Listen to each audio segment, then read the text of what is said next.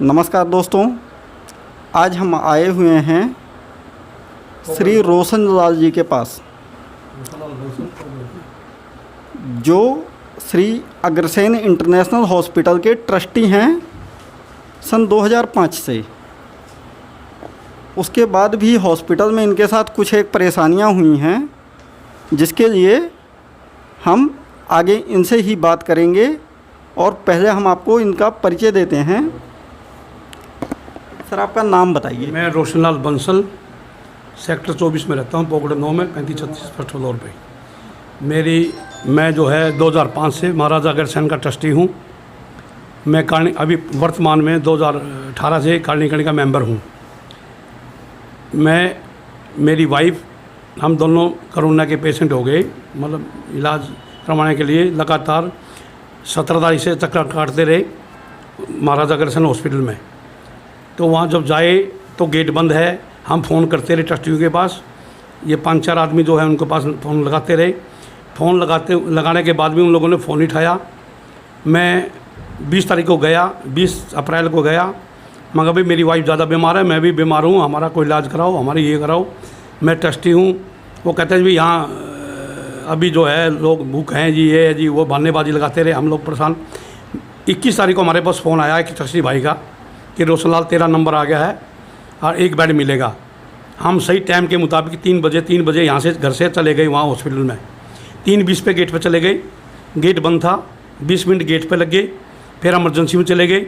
Emergency में जाने के बाद जो डॉक्टर था इमरजेंसी का, ड्यूटी अफसर था, उसने ECG लगा दी।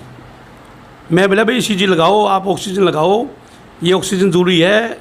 ये कोरोना की बात करने लगे। मैं कहा कोरोना का पेशेंट तो अलग बात है, हार्ट पेशेंट है ये ऑक्सीजन लगाओ, हार्ट की तरफ देखो।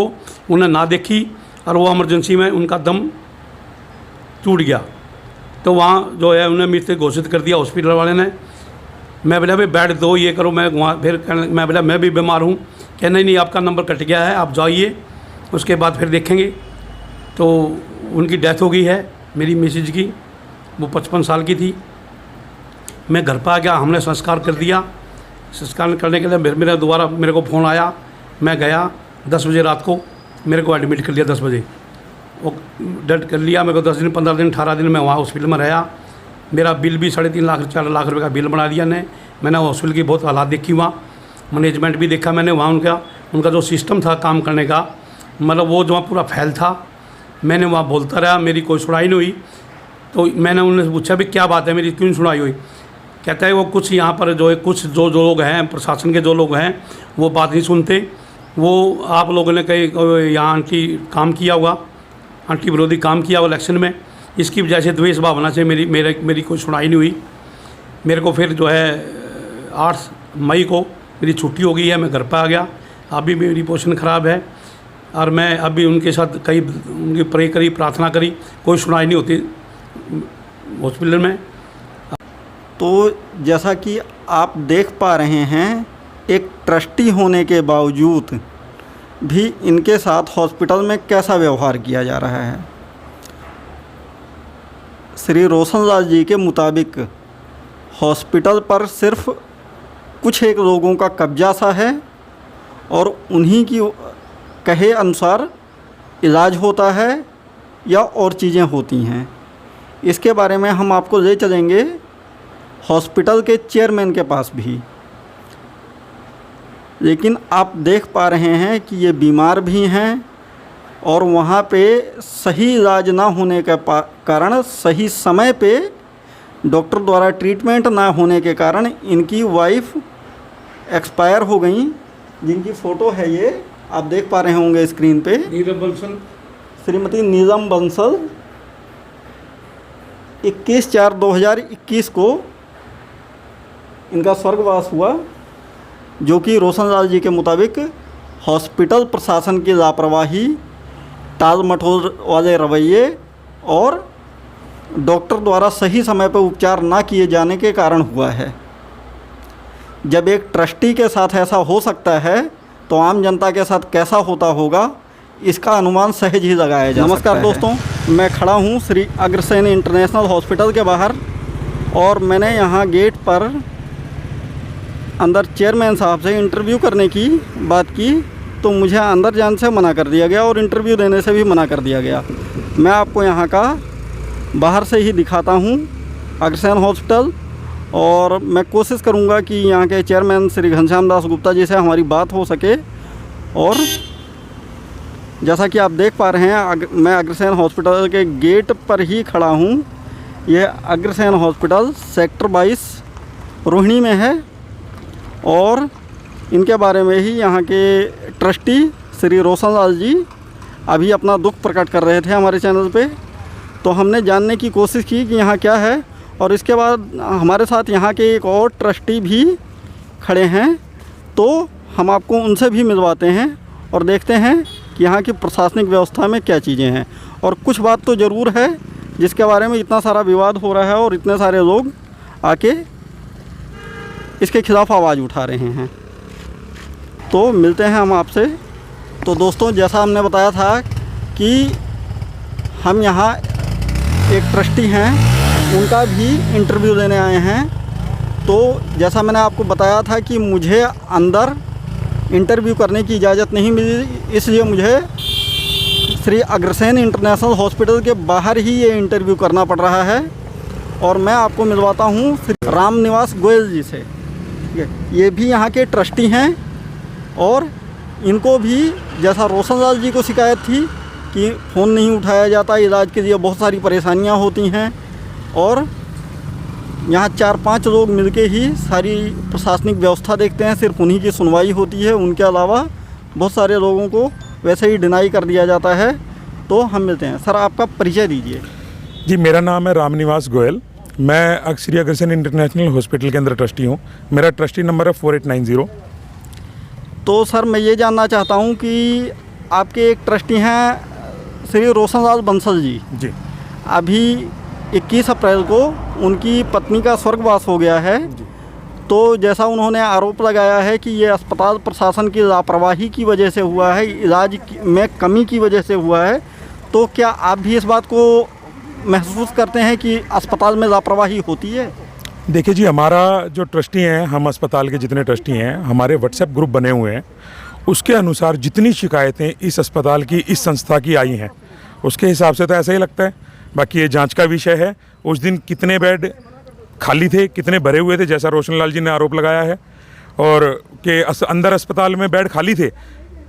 दूसरी चीज़, मैं अस्पताल प्रशासन से एक चीज़ आपके माध्यम से पूछना चाहूँगा जी, अगर अस्पताल में बेड भी खाली ना हो तो भी क्या ट्रस्टी की वाइफ को इमरजेंसी के अंदर भी घंटे 2 घंटे का एक इमरजेंसी ट्रीटमेंट भी नहीं दिया जा सकता था? क्या उनको गेट पे ही रोक दिया गया? मैं आपसे यही पूछना चाहता हूँ कि जैसा उन्होंने आरोप लगाया कि उन्हें गेट पे लगभग आधा घंटा इंतज़ार करवाया गया, आईसीयू में भी डॉक्टर टाल मटोल करते रहे, घंटों उन्हें लटकाए रखा, तो आप ये मानते हैं कि ऐसा होता है हॉस्पिटल में? सर, अगर ऐसा हुआ है तो गलत हुआ है। ये तो रोशन लाल जी तो एक सामाजिक, व्यापारिक और अपने आप में एक बड़ी अच्छी हस्ती हैं। इस संस्था के ट्रस्टी हैं। ट्रस्टी ही नहीं है, संस्था को खड़े करने में भी उनका अच्छा योगदान है। ऐसा तो अगर एक आम नागरिक के साथ भी किया जाता है तो भी बिल्कुल गलत है, और ऐसा अगर हमारे एक गणमान्य ट्रस्टी के साथ हुआ है, बिल्कुल गलत है, और इसकी जितनी निंदा हो वो की जानी चाहिए, और इसमें जो दोषी हैं उनको सज़ा भी दी जानी चाहिए। तो जैसा कि हमें सूचना मिली है कि यहाँ EWS कोटे का भी कुछ आरक्षण है, कुछ आरक्षित बेड हैं। आरक्षित बेड है, आप सामने देख सकते हैं, वहाँ लिखा हुआ है। तो आदेशानुसार 10% बेड और 25% OPD आर्थिक रूप से कमजोर वर्ग के लिए निःशुल्क प्रदान करने के लिए आरक्षित किया गया है, वो लिखा हुआ है। आप अगर अपना वीडियो का मैन को दिखाएंगे तो सामने बोर्ड लगाया हुआ है अस्पताल ने। जी ज़रूर, ये भी हम दिखाएंगे। और साथ ही यहाँ और होने वाली जनता को या ट्रस्टी को या यहाँ के कार्यकर्ताओं को होने वाली परेशानियों के बारे में आप कुछ विवरण देंगे? जी बिल्कुल, मैं आपके माध्यम से प्रशासन से पूछना चाहता हूँ। 18 अप्रैल को हमारे अस्पताल की जो ऑक्यूपेंसी थी, जो भर्ती मरीज थे, वो थे जी 258। 18 अप्रैल के बाद लगातार डिमांड बढ़ती गई और अस्पताल में उपलब्ध बेडों की संख्या घटती गई। क्या यह किसी किस्म की कालाबाजारी थी? क्या यह किसी किस्म की धांधली थी? किसी ट्रस्टी का फ़ोन नहीं उठाया गया, किसी ट्रस्टी को एडमिशन नहीं दिया गया? क्या यह सब कुछ अपने निजी, व्यावसायिक लाभ के लिए किया गया। तो मतलब आप ये कहना चाहते हैं कि जब कोरोना काल में घटनाएं पैनिक हो रही थीं तब अस्पताल तो में निरंतर बेड की संख्या कम की गई है। अस्पताल प्रशासन ने भी जानबूझ के हाँ जी, यहाँ बेड की संख्या कम दिखाई। बिल्कुल जी, बिल्कुल जी। इसके अलावा अन्य कोई बात जो हम नहीं बिल्कुल जी। जानते हैं आप बताना चाहते हैं? मैं अस्पताल में गया था जी, आज से करीब 1 हफ्ता या 10 दिन पहले। अस्पताल में एक बहुत अजीब चीज़ मैंने देखी। अस्पताल में एक नोटिस लगाया गया है जो CEO द्वारा साइन किया हुआ नोटिस है बाकायदा। उसकी फ़ोटो भी मेरे पास है, उसका प्रूफ भी मैं दे दूंगा। जैसे आप लोगों को अंदर नहीं जाने दे रहे, उसका प्रूफ मैं आपको दूंगा, मेरे फ़ोन में वो फ़ोटो है। CEO ने अपने साइन के साथ एक नोटिस लगाया हुआ है जिसके अनुसार अस्पताल में किसी भी तरह की वीडियोग्राफी और फोटोग्राफी निषेध है। मैं अपनी संस्था से पूछना चाहता हूं कि क्या कोई CEO ऐसा किसी आदेश को पारित करने के लिए अधिकृत है? अगर वो अधिकृत है तो ऐसा क्या गोरख धंधा हमारे इस संस्था में हो रहा था जिसे छुपाने की ज़रूरत पड़ी? अस्पताल तो एक सार्वजनिक जगह है, गरीब अमीर हर कोई आता है। अगर आप लोग कुछ गलत नहीं कर रहे तो आपको वीडियो से या फ़ोटो से डरने की ज़रूरत नहीं है। और अगर आप वीडियो से और फोटो से डर रहे हो तो इसका सीधा सा संदेश यही है कि आप लोग कुछ गलत कर रहे हो। तो जैसा कि आपने देखा यहाँ अंदर कैसी कैसी बातें और कैसी कैसी घटनाएं निकल कर आ रही हैं। हम घनश्याम दास जी से भी कांटेक्ट करने की कोशिश कर रहे थे, परंतु एंट्री गेट पर हमें मना कर दिया गया कि वो है नहीं। हमने और किसी चेयरपर्सन से मिलने की बात पूछी तो वो भी मना कर दिया गया कि अभी आप किसी से नहीं मिल सकते, आप फ़ोन पर उनसे बात करके ही आ सकते हैं और जब तक वो आपको अधिकृत नहीं करेंगे जब तक नहीं। तो इसी के साथ हम विदा देते हैं। धन्यवाद। मैं आपके चैनल पे उन सभी दिवंगत आत्माओं को प्रणाम करना चाहता हूँ, उनको सांत्वना देना चाहता हूँ जिन्होंने किसी भी रूप में अव्यवस्था के कारण या बीमारी के कारण किसी भी रूप में अपने प्राणों को खोया है। उन सभी को मैं प्रणाम करना चाहता हूं और उन लोगों को सांत्वना देना चाहता हूं जिन्होंने अपने किसी भी रूप में परिजन को खो दिया। चलिए, धन्यवाद सर जी। हम आपसे फिर मिलेंगे। नमस्कार। तो अब हमारे साथ हैं यहाँ के जाने माने सामाजिक कार्यकर्ता श्री संत कुमार शुक्ला जी और हम इनसे भी जानते हैं कुछ शिकायतें श्री अग्रसेन इंटरनेशनल हॉस्पिटल की इनके पास भी आई हैं, तो इनसे भी हम जानेंगे। सर पहले तो आप अपना परिचय दीजिए। मैं संत कुमार शुक्ला RW प्रेसिडेंट हूँ, नज़दीकी किराड़ी विधानसभा के क्षेत्र करण बिहार पार्ट 1 से और फेडरेशन का जनरल सेक्रेटरी भी हूँ। किराड़ी अपना अधिकार मंच का संयोजक के रूप में काम देख रहा हूँ। तो क्या इस हॉस्पिटल की कुछ शिकायतें आपके पास भी आई हैं? मेरे पास एक शिकायतें नहीं, काफ़ी शिकायतें आई है क्योंकि हमारे बराबर में 106 अनऑथराइज कॉलोनीज हैं। नियरेस्ट सुल्तानपुरी विधानसभा है, इधर बवाना विधानसभा है, इधर रोहिणी विधानसभा लगती है। यहाँ पर गरीब तबका बहुत रहता है, मध्यम क्लास का बहुत दर्जा रहता है। आपने जैसा कि इनका बोर्ड देखा होगा, इन्होंने दिल्ली सरकार के या केंद्र सरकार के DDA के नियमानुसार जब इनको DDA लैंड अलॉटमेंट किया 10% का कोटा इनको दिया जाता है। लेकिन हमारे किसी भी व्यक्ति ने जब भी यहाँ कोशिश की एंट्री की तो उसको ये देखा गया कहाँ से क्या है, जातिवाद क्षेत्रवाद पूछ करके उनको एंट्री तक लेने के लिए इन्होंने मना कर दिया। बाहर से क्या वो बीमारी कहते हैं भाई यहाँ पर सीट नहीं है, बेड्स नहीं है यहाँ पर। अभी कोरोना काल के अंदर की हालात इतनी करीबी, मैं कई पेशेंटों को लेकर के आया तो इन्होंने बोला कि बेड नहीं, जबकि अंदर का इतिहास बताता है लोगों प्राप्त जानकारी को सर कि 18 अप्रैल को लगभग 250 बेड के आसपास इनका ऑन रिकॉर्ड था, 250 से ऊपर बेड थे। इसके बावजूद डे बाई डे इन्होंने बेड की संख्या घटाते रहे। सरकार हम मांग करते रहे कि बेड बढ़ाइए, बेड बढ़ाइए, लोगों को ज़िंदगी बचानी है। टेम्परेरी कोविड केयर सेंटर बनाए जा रहे थे, लेकिन इन्होंने बेड घटाने की प्रतिक्रिया करी, क्राइसिस पैदा किया इन्होंने। बाद में मैंने बात करी, बोला जी इनसे बात करो, उनसे बात करो, चेयरमैन से बात करो, घनश्याम जी से बात करो। मैं फ़ोन ही मिलाता रह गया, ये फ़ोन नहीं उठाने आके लोग। और यहाँ इंटरनल मुझे जो जानकारी मिली है, कितना गोरख धंधा कर रखा कि जो कोविड के पेशेंट नहीं भी थे उनको चाहे सरकार से कुछ पैसा मिल रहा था या उनसे पैसा लूटना था, केवल इन्होंने उस माहौल का पैसा फ़ायदा उठाया कि करोड़ों रुपया की एकत्र करने की योजना बनाई। मतलब आप अस्पताल प्रशासन पर आरोप लगा रहे हैं कि इन्होंने आपदा में पैनिक सिचुएशन पैदा की और उसको कैश कराया? बिल्कुल निश्चित रूप से कैच कराया। मैंने गार्ड से भी पूछा, 1-2 गार्ड ने भी मुझे बताया। अंदर स्टाफ ने भी बताया बाहर निकल के, मैं एक एक दो दिन बैठा रहा यहाँ पर। इतनी सिक्योरिटी कर रखी है इन लोगों ने कि अंदर किसी को जा करके वीडियोग्राफी नहीं आप कर सकते, किसी से फ़ोन से बात नहीं कर सकते। ऐसे क्या गोरख धंधा कर रहा है ये श्री अग्रसेन इंटरनेशनल हॉस्पिटल कि आप यहाँ बात भी नहीं कर सकते हैं, वीडियोग्राफी भी नहीं कर सकते हैं, किसी से जानकारी लेना चाहो तो कोई आपका जिम्मेदार अधिकारी नहीं मिलेगा, कोई इनका पदाधिकारी नहीं मिलेगा, चेयरमैन नहीं मिलेगा।